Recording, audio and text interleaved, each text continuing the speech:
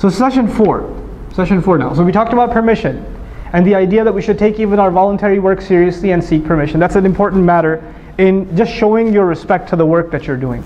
Next is a very big subject and very important subject, at least we can introduce it now, is voicing your concerns in an organization. You have a concern, you have your opinion that you'd like to give about something. What are some parameters, some guidelines that you and I have to follow when we give our opinion? What are the ethics of giving our opinion? The first of them, the ayah I want to share with you is from Surah Al-Ma'idah. Ya ayyuhalladhina amanu man yartadda minkum an dinihi. Those of you who have iman, anybody who goes back on their religion, Allah will replace them. فَسَوْفَ يَأْتِ اللَّهُ بِقَوْمٍ. Allah will bring another nation. يُحِبُّهُمْ وَيُحِبُّونَهُ. He will love them and they will love Him. أَذِلَّةٍ عَلَى الْمُؤْمِنِينَ. Their attitude will be, they will be extremely humble to the believers. So before we talk about giving our opinion, we have to understand what it means to be humble to other believers. Dhalil, dhulala in Arabic actually is what you walk all over, like a rug. Like a rug. So we have to let other believers walk all over us. In other words, we have to be extremely humble in our interaction with other believers. أَذِلَّةٍ عَلَى الْمُؤْمِنِينَ. But أَعِزَّةٍ عَلَى الْكَافِرِينَ. Extremely tough with the enemy. With the disbeliever here means the enemy. أَعِزَّةٍ عَلَى الْكَافِرِينَ. Again, understand the context of the surah. Surah Al-Ma'idah. Victory of Islam has just happened. Makkah has just been conquered. We have to be tough with the kuffar now. أَعِزَّةٍ عَلَى الْكَافِرِينَ. That's their attitude. But then Allah Azza wa Jal adds the idea of giving opinion. He says, يُجَاهِدُونَ فِي سَبِيلِ اللَّهِ لَا يَخَافُونَ لَوْمَةَ لَائِمٍ. They struggle for the sake of Allah and they don't fear the blame of anyone who casts blame. Please listen carefully. They don't fear the blame of anyone who blames them, the criticism of anyone who criticizes them. They're not afraid of the critic when they voice their opinion. They don't look around and say, what are people going to say if I say this? It's in my conscience. I can't sit on it. I feel like it's wrong what's going on. I should say something, but man, everybody around me is going to think I'm weird, or I'm a troublemaker, or I'm causing problems. So I should just stay quiet. No, you shouldn't just stay quiet. This peer pressure thing, this is against the peer pressure in an organization. Because organizations tend to develop momentum. They start going in a direction and they go full steam ahead. And maybe it's not the best direction. And you in your good conscience realize there's something wrong with this direction. And you don't voice your opinion because everybody's too excited about continuing to go. The train's already left the station, sort of, you know?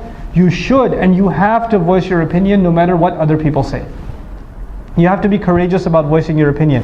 But you don't have to be a punk about it either.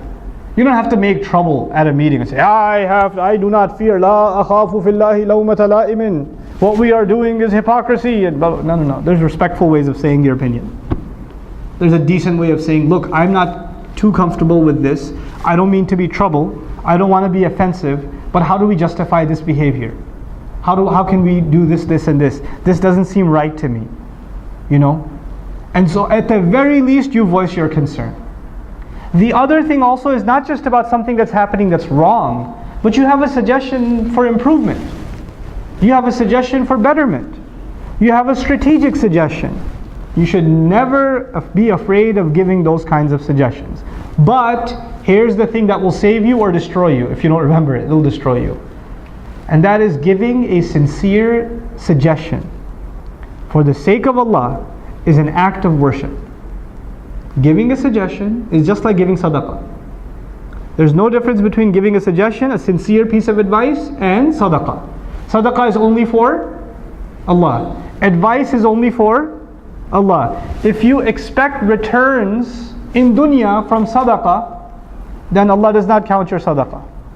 If you expect that your opinion should be taken, that they should act on your opinion, and if they don't act on your opinion, you'll get offended, then you did not give that opinion for the sake of Allah, you gave that opinion for the sake of getting it followed. Then you gave that opinion for yourself, for your furthering, not for Allah. Giving your opinion is the act of worship. The ultimate teaching of that is salat itself. In the salat, I forget that dhuhr is 4 rak'at, or I lost my mind, somehow shaitan got to me, I got up for a 5th rak'at. You're standing behind me. What do?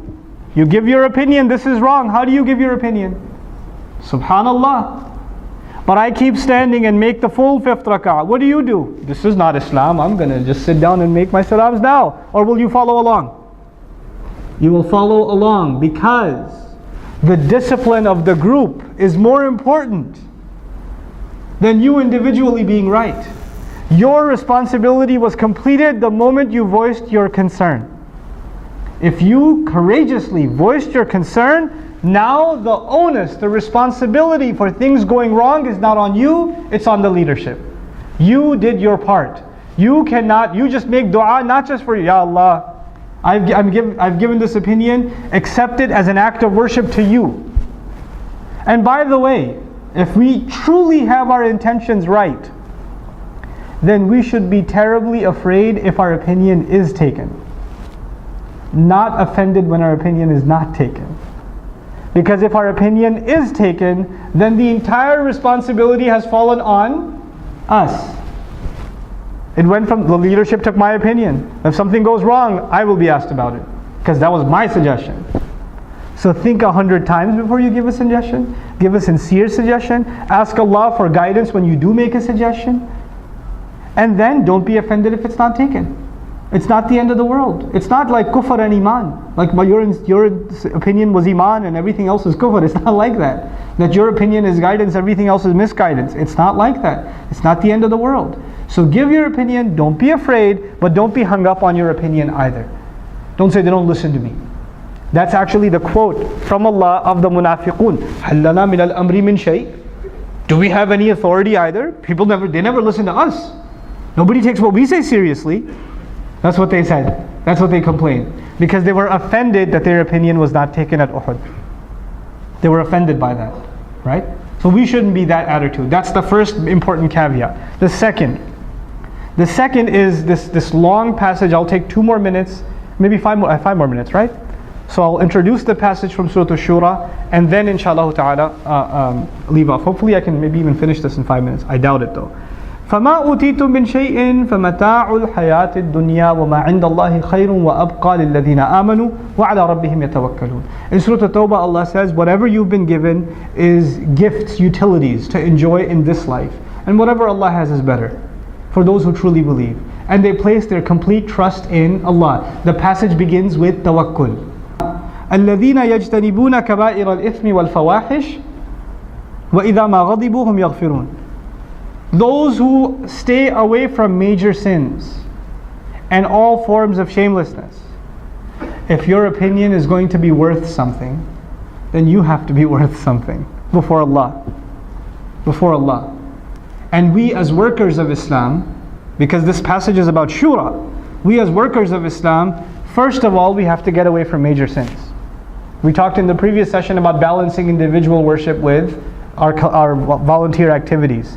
Now we have to talk about at least don't be engrossed in major sins.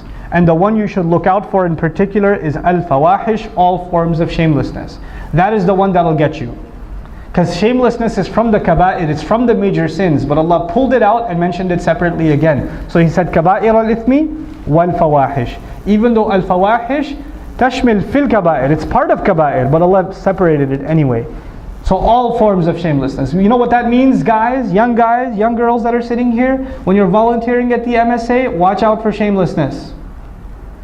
Because you are volunteering for something that's remotely related to Islam, shaitan will destroy you through shamelessness. No, we're just sitting in a meeting.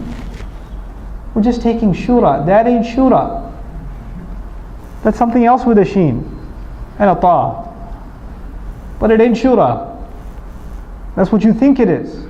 You have to guard yourself extra when you're going to do this work. Because that's the easiest way shaitan can get you. Easiest way he can get you. And he will bombard you with it too. Guys, you're going to grow a beard and it's going to come out all funny. You don't have the full thing yet. It's got like fuzzy things going on left and right. And you would think it's a safeguard against girls on campus. But shaitan will do waswasa to that girl and she'll come up to you and say, by the way, I'm in your bio class, aren't I? And you'll be sitting there like, yeah. I'm also in the MSA, the president. It'll happen. That stuff will happen. Shaitan will mess with you. He will ruin you. And now you're going to the convention for who knows what reason. You're going to the conference for who knows what reason. You're attending the meetings extra early and you're dressed up at every one of them for God knows what reason. It happens. And this happens for boys and girls. And this is where you're kidding yourself if you're thinking you're doing Islamic work. You're kidding yourself. It's a joke. وَالَّذِينَ يَجْتَنِبُونَ كَبَائِرَ الْإِثْمِ وَالْفَوَاحِشِ. And then the next thing, وَإِذَا مَا غَضِبُوا هُمْ يَغْفِرُونَ. And whenever they get angry, they calm themselves down. They control themselves. What is the most difficult urge to control for young people? It's their tendency, their attraction to the opposite gender. If you can control that, then the other next thing that's a big problem for you is what? For young people? Tempers. Somebody says something you don't like. Tempers flare immediately. Allah mentions if you can control al-fawahish, then you'll be able to not only control your anger, you'll be able to forgive. And that's a key to successful Islamic work. You have to work with others that will raise your blood pressure. Sorry, that comes with the territory. You're not alone in that. I don't care if you're working at a masjid, you're helping out at a school. Doesn't matter what voluntary work you're doing, you will be around people that will get on your nerves. And I'm telling you, they will crawl under your skin. And it will boil. And you will feel like you want to say something so badly. And when that urge comes, you just recite وَإِذَا مَا غَضِبُوا هُمْ يَغْفِرُونَ. Whenever they get mad, they forgive. It's not even whenever they get mad, they calm down. They forgive, they let it go, they cover it up, they move on. They learn to grow a thick skin. People that are going to work for Islam, if you don't have a thick skin, better grow one, because that's what Allah wants. You better be mentally prepared to be offended a lot, and keep chugging along anyway. That's what comes with the territory. It has to be there. You know how many people join an organization with good intention and they're given hugs and congratulations, and 6 months later when they hear something they didn't want to hear or somebody upset them, they quit. And they quit and they say, I'm never going back there again. You say, why won't you go back there again? You don't know what they said to me. You know what that one guy said to me? What he said to you was your test of whether or not you get angry or not. Because Allah's work is more important than your temper, than your pride. If you were doing work there, you go back and you do it. And I'm not saying you let people walk all over you. You don't do that either. You stand up for yourself, but you don't insult anybody. And you overlook their misgivings. And you know, sometimes there are people, and mostly Pakistanis, us, we're good at this. We love to say things that burn. It's just in our culture. We just have to do it. We can't help ourselves. We have to do it with our children. We have to do it with our wife. You know, if she made a good meal, you have to say, "Aaj to bada acha khana banaya hai. Aaj kya bukhar tha? Today's a good meal.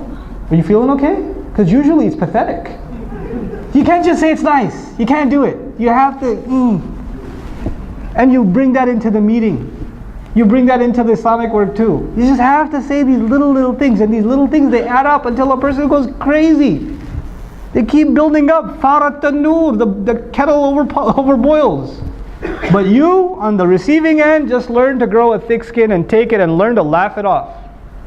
Learn to laugh it off. Learn to hear obscene, offensive things and just laugh them off and let them go. That's the way you'll be able to continue to do your work. And those people, I tell you, those people are a blessing. Those people that test your patience, they're a blessing. Because they are the way by which Allah teaches you sabr. If they weren't there, you'd never learn sabr. So at the ceremony at the end of the year, you say, I thank those who helped me and I thank those who made me a more patient human being. Right? Because they're a means by which you're elevating. Really. This is also a part of your rizq. The people that are going to be a challenge in your life. Because otherwise sabr is just a theory. What is sabr if it's not tested? What is patience if it's not tested? And sometimes it's tested by those who are close to us, those we have to work with. Okay. Finally, وَالَّذِينَ اسْتَجَابُوا لِرَبِّهِمْ. And those who have responded to their master. Those who responded to the call of Allah.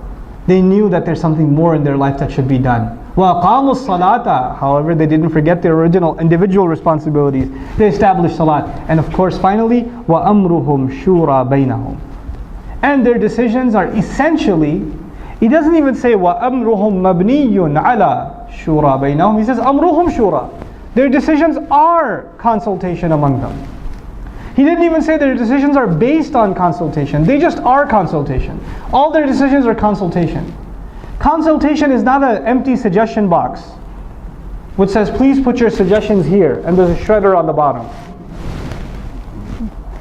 Shura is not, people, brother, if you have a concern, please say it in the mic. I think we should have a youth program. Jazakallahu khairan, brother. Next, I think we should have a women's program. Jazakallahu khairan, jazakallah, jazakallah, jazakallah. Move on. You know, that's not shura, bro. Shura isn't just let people blow their hot air and just say jazakallah and then do whatever you're going to do anyway. That's not shura. Shura is to take sincere on behalf of the one who's giving shura. We talked about that, right? It better be sincere. It's an act of worship. You don't expect it to be taken. On behalf of the ones taking it, it has to be genuine. You're seriously taking it into consideration. You don't have your mind made up before you go to a shura meeting. Then it's not called a shura meeting. If you have your mind made up already, and any opinion that comes, you're gonna knock it out the park. No, brother, this is this way, this is that way. You're just there to defend your opinion then. That's not shura. Shura means you're open to other ideas. You have not yet made up your mind. You haven't yet made up your mind. And you're going to exchange thoughts, and you're open to the idea that maybe what you had in mind isn't the best, and what the other offered maybe completes it, or a combination of the two can be worked out, or something, a third thing came that you didn't even consider. You have to go into shura with that attitude, and that's when shura is shura. That's when it really counts for something. Now, if you do give a suggestion, and it's serious, I'm not talking about strategy like color of the carpet. I'm talking about serious stuff. You know, who should be eligible for sadaqah at the masjid or something big. And you think there's a serious problem. Then you do not discuss it with fellow volunteers. You discuss it with someone above you. You discuss it with the Amir. And you don't discuss it with anybody else. You don't. Because if you do, that's not shura, that's najwa. That's the next session. That's najwa. You discuss it with the Amir. And if the Amir doesn't take it seriously, if there's someone above him, you take it to him. If not, then you bring it up one final time in front of everyone, the Amir and everyone. Look, I've brought this suggestion up. This is the last time I'm bringing it up. I will not bring it up again. Here are my concerns. They haven't been met. And if you really think it's a life and death issue, like this is the issue that will make and break your affiliation to this organization, then just that's your last draw. You say it publicly, this is my concern. I, in good conscience, cannot continue to work in this organization if this is going to be the case. So it's the final time. I promise I will never bring it up again. What was the channel? First you bring it up to the one above, then above that, then in front of everyone, and you're done. Don't email anybody about it. No back and forths, no discussions after the meeting. It is finished, it is dead. And as you're leaving the organization, if unfortunately that's the case, make dua for them as you're leaving. May Allah bless this effort. May Allah Azza wa Jal unite us. May Allah Azza wa Jal make whatever decisions we take full of barakah, and forgive all the shortcomings we have. Myself and all of you. I make dua for you, you make dua for me. Leave on a good note. Don't leave on like a wrestling match at most board meetings. Don't do that. Don't walk away angry. These are your brothers. You want to see them in Jannah. You're all here for the same reason. Nobody's getting a paycheck. Everybody's a volunteer. If there's anger in the meeting, it's because shaitan is there. That's your enemy, not each other. Realize that. Don't be fooled by him. Don't be fooled by him. We should know better. Really. وَقُلْ لِعِبَادِي يَقُولُ الَّتِي هِيَ أَحْسَنُ إِنَّ الشَّيْطَانَ يَنْزَغُ بَيْنَكُمْ. I'll take 2 more minutes. Tell my slaves, say the best possible, better thing. Say the better thing. Allah didn't even say the best thing, because we're not capable of saying the best thing. He said ahsan, tafdeel, not al-ahsan. Say the better thing. In your head, you could have said something, then you think in your head, maybe there's a better way of saying that. Maybe I should, wait, hold on, just put the brakes on, let me find a less offensive way of voicing that again. And then say it. In your head, before you open your mouth, there should be a multiple choice questionnaire. I'm about to say what he said is wrong. And I could say it this way, that guy's wrong. 2, I don't think I agree with that. Maybe I should go with, I don't think I agree with that. Instead of saying, that guy's wrong. You know? Think through what you're going to say and how you're going to say it. This is يَقُولُ الَّتِي هِيَ أَحْسَنُ. And if you don't do that, Inna shaytana yanzaghu baynakum. Guaranteed, no doubt about it, shaitan will cause dissent among you. No doubt about it if you don't watch what you're going to say. You might have something legitimate to say, but you didn't say it in the best possible way or in a better way than you originally thought of. Rethink. Think about not just what you're going to say. Think about how you're going to say it. That's shura. That's a part of healthy shura. Respectful, courteous. And don't just praise people for, just to pander to them. Don't do ingenuine praises. Jazakallahu khairan, you are doing so much for our community. I have a suggestion. No. Don't do that. If it's not genuine, don't do it. Don't just say, let me butter him up first, then I'll tell him how bad he is. It doesn't work. If it's not from the heart, don't say it. If it's not from your heart, you don't mean it, don't say it. It's better you're quiet. It's just better you don't say anything, okay? So, that's the basics of giving one's healthy opinion and considering all opinions. Inshallah ta'ala, how should a leader consider the opinions? We'll talk about that in the qualities of leadership. I basically have 2 sessions left with you. One of them is what destroys Islamic work, and that is najwa. So we're going to have a najwa session next, inshallah ta'ala. And then after that, we'll have our final session, which is the qualities of leadership. At least some qualities, basic, most important qualities of Islamic leadership as outlined by the Quran. We'll talk about those and conclude our day. Barakallahu li wa lakum fil Qur'anil Hakim wa nafa'ni wa iyyakum bil ayati wa dhikril hakim.